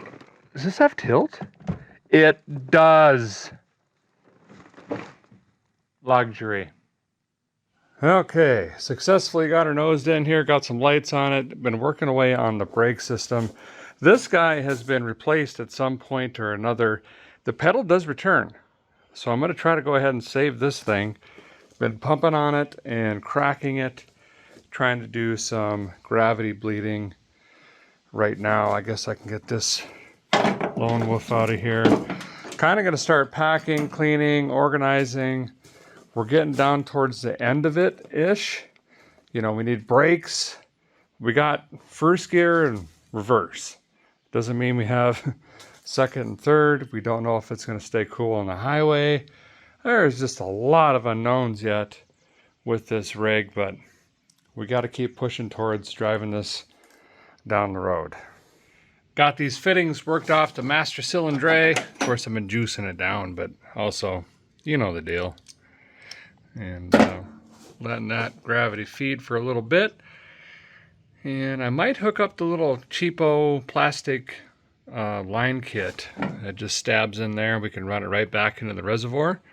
Now let me see if I got that in my box, and we can bleed it that way too. Got the juice hoses hooked up. You guys have seen this a million times. All those bubbles are air coming out of this master cylinder. I don't know why. Well, I'm sure I ordered one. It just didn't show up most likely, or it's going to show up tomorrow or something. But we're going to see if we can bring it back around. It's building pressure, obviously. We see the fountain. We see fluid moving. Maybe the O-ring is good enough. I just have to listen to a full Kenny Wayne Shepherd CD. And by the time we're done with that, we'll see what this says. I got updates. Been working away on this master cylinder. I had to cry second uncle and had Chad, not Chad or the other Chad, he just got home from work with the Ford. So it's all fixed up. Anyway, he was pumping, I was cracking it. We got brakes in the front, and we decided since it's raining like crazy, let's go ahead and do the rear brakes. So what looks like a chorizo burrito is actually Chad staying dry under here. He's got this one crack free, believe it or not. So I'm gonna pump, he's gonna crack it, and then we'll go over to the other side. We might have, well, we'll have a minimum of 3-wheel brakes, which is pretty great. Well, a guy finally has brakes in this thing. Had to really stomp the pedal. I think the proportioning valve was a little sticky or something like that, but went ahead and bled the fronts out. And believe it or not, the rear bleeders on these wheel cylinders actually crack free without snapping off. Theoretically, we should have brakes on all 4 corners, which is wild because I never got brakes. Went ahead and even threw in a new air cleaner. Yep, I know. We are getting really close to just doing a pre-trip on this thing, and I guess we'll see if it drives. Gotta throw this in there too. Mazel. And then if we make her to a gas station, we'll fill this up, have it with us just in case. I think I got that return clamped pretty decent, but you never know. We'll really be in a pickle if I don't, because we'll overfill the original tank, and that's gonna have nowhere to go but spill. So that'll be a thing. Of course, the right thing to do here would be just put it around this neighborhood. Test things out, make sure, do a couple different trips perhaps. So I'm not going to do any of that, and we're just going to jam this right on the old highway here, try to find us a fuel station, maybe a spray washer thing, I don't know. Well, this gas didn't look very gassy. Okay. Sure. Why not? Yeah, that's expertly, you know. All right, let's fire this thing up. See if we could back her out. The luxury of a key.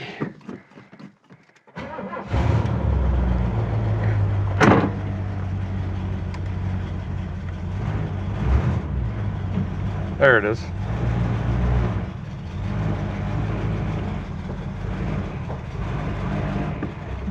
Oh, we got brakes.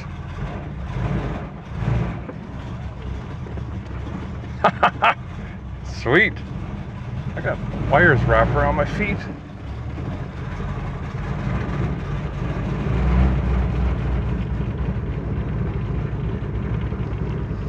Well, fellers and fellettes, it's moved under its own power for the first time in 25 or more years. Rain washed quite a bit off. That is a good looking car. Really good looking car. It's got 4 lug nuts on each wheel, I think. That's all right. Well, let me throw a couple things in here. We'll jam it on the road. There goes something. First, second, third. We got gears. Steers pretty good despite the tie rod being bent. No big squeaks or bangs. Boy, it does stink in here though. Only one window goes down. That quarter window tries, but it doesn't do it. Well, we got tilt and a CB radio that doesn't work.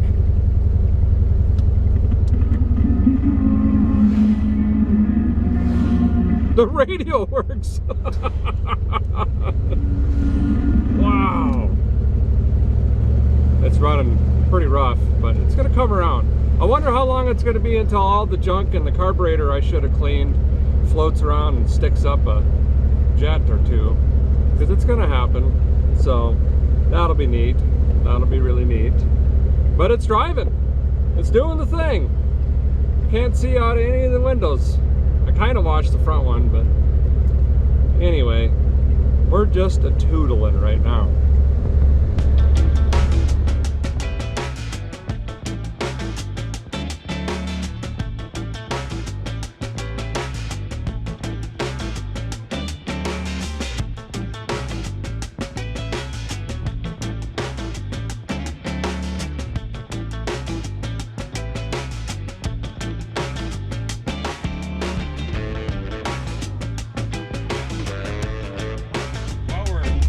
Little town here, we got a bad miss going. Several misses. A multi-mass miss.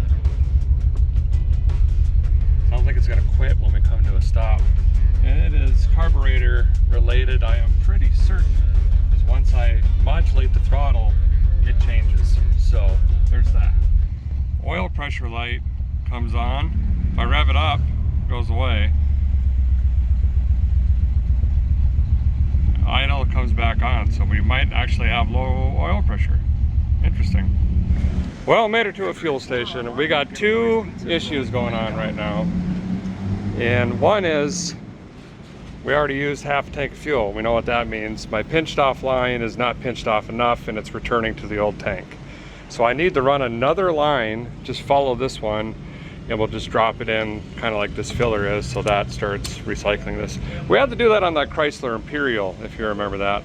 The other issue I'm having is I got a tail populator just dragging the highway. Actually, a chunk looks like it flew off. Whoops. So we're gonna have to get that fixed. I think what we might do is just stop by Volunteer Muffler and we can get an exhaust hanger or some baling wire or something like that, and then we can run this other chunk of line. I think they're probably 20-30 minutes from here, and then we'll be all patched up. Well, let's throw it back on the road again, see if we can make it over to the shop and doll it up a little bit more.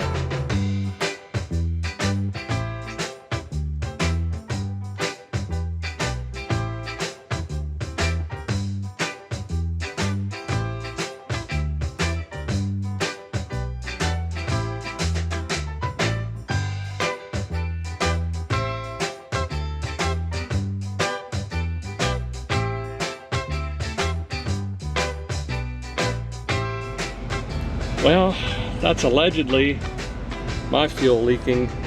We are not gonna make it to the shop. I'm gonna have to address this now.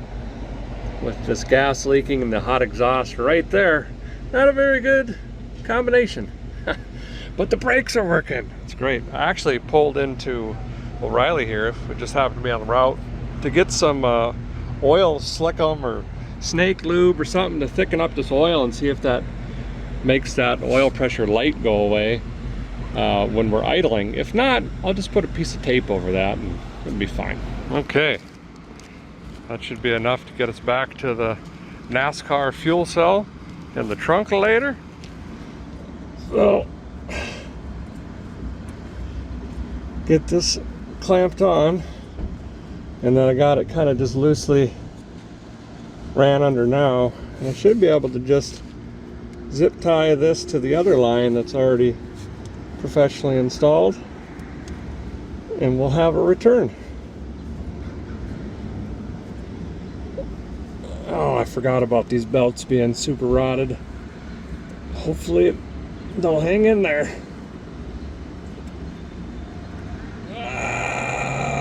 It seems pretty tight. Okay, that looks good there.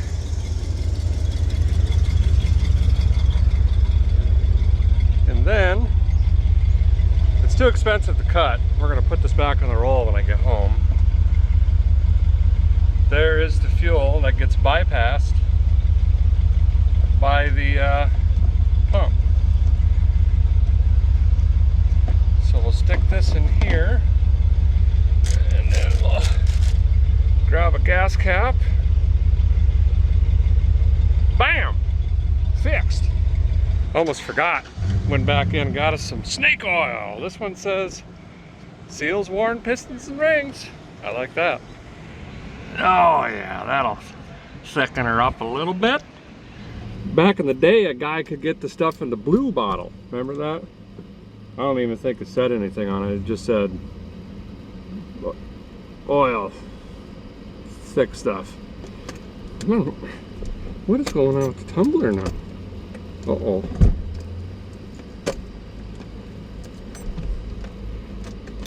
Uh-oh. Tumbler's getting really bad. Okay, I also bought some tub of towels, any sort of scrubbies.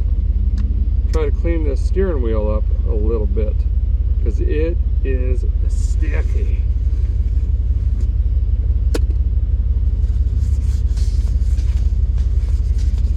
She'll come around. Nope. Isopropyl alcohol is the best thing for this, or citrus.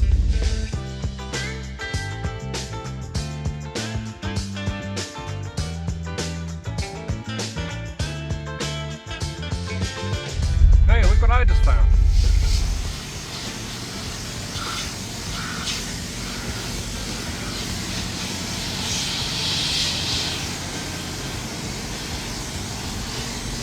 Let me let the soap start chewing on everything, then we'll come back and blast her. Oh, I hope that top is as good as it looks. That would be phenomenal.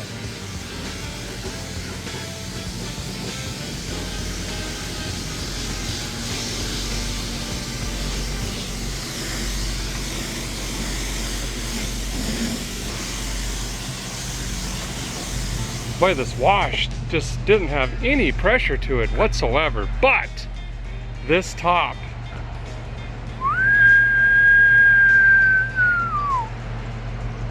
I mean, it's looking really good. Of course, when we get back home, we'll have to clean it up better and really go through this thing. But for now, we got all the owl droppings and hay and everything else off of it. But yeah, this wash, just look at that. And just pressure wash this. Wouldn't even take that off. It's like a garden hose.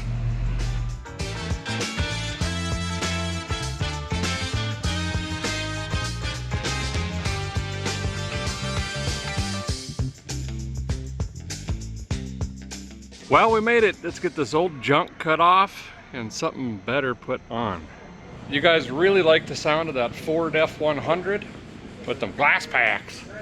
So I think we're gonna dig some of them out and throw them on as well. No tailpipes or anything like that, just something cheaper and faster. Well, here's the old junk, and you can clearly see where this thing was meeting the road all the way down. Even ground off the whatchamacallits. The other half of this just kind of deleted itself. Invisible, we'll say. Look at those old crazy mounts. Anyway, get a couple new sticks in there and those glass packs. Boom! Just like that. We got some gips, but no tips. Just threw on some little turn downs here.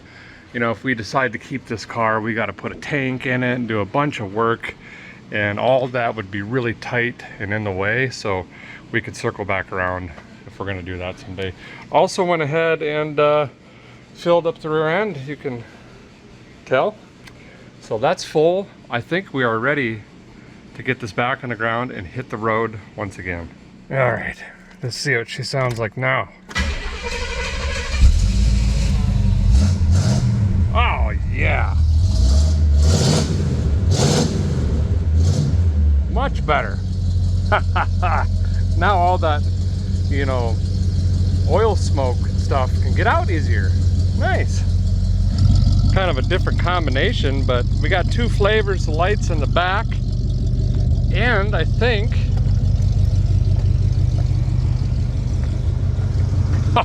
high beams on, ready to go.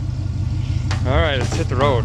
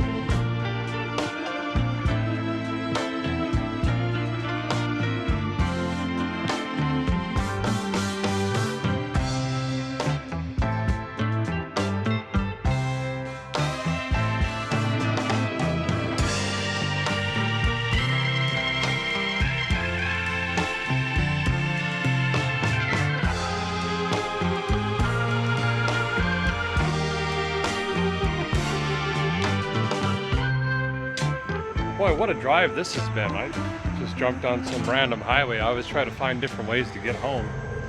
Boy, the turns and twists, and followed water for a long, long time there. It must have been the Cumberland River or something like that. Car seems to be running good, other than a very consistent dead miss.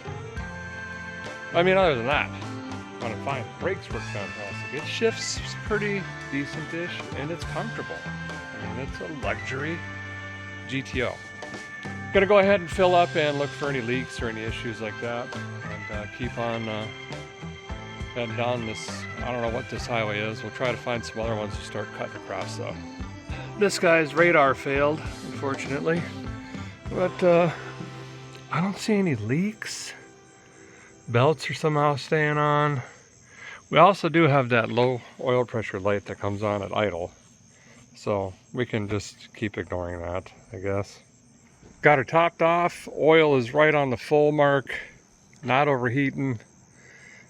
All the tires are on it. Okay, let's hit the road.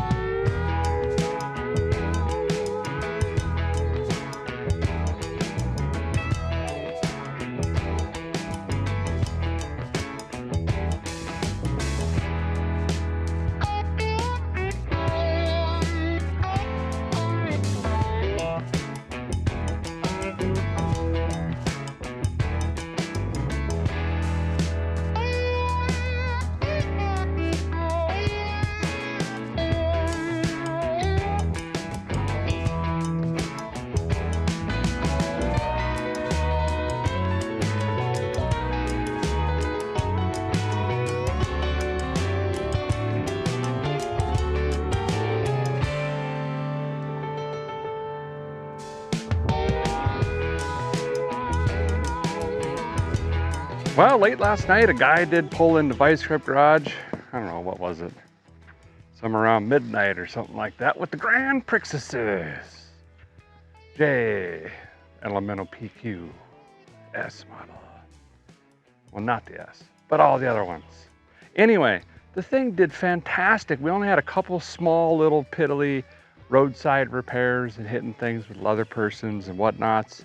And it just did the thing. It didn't use any oil. The smoking started to clear up, but we still have some issues. I mean, we've got some concern about a head gasket or potentially a small crack in the head or something is building pressure in the cooling system. We've got a dead miss or 5. That's still a thing. And of course we got fuel system and all that other stuff. But here's the thing, we got to make a tough decision. It is only me here still.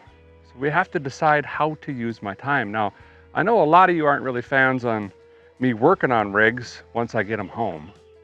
But if I were to bring a car home every week, that's 52 more cars a year, which I've been doing for a couple decades, that are just, they're growing like dandelions. So we got to make a decision. Is this good enough? We flip it, get it out of here, sit, center down? Or do you want to see this thing, I don't know, polish it up, fix everything I just talked about, clean it up some more? You bleep bloop it. Like I say, we gotta, let's get her scheduled up. But what a cool car, man. I'm really, really enjoying this. Never had a 69. I've had a later model, but the 69, the styling, the top, the little intricate styling features in it, the way it drives, the wraparound dash, it steers great, brakes great, oddly.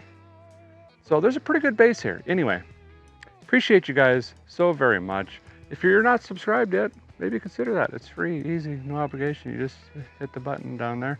And here's your reminder, your project won't work if you don't. See you next week.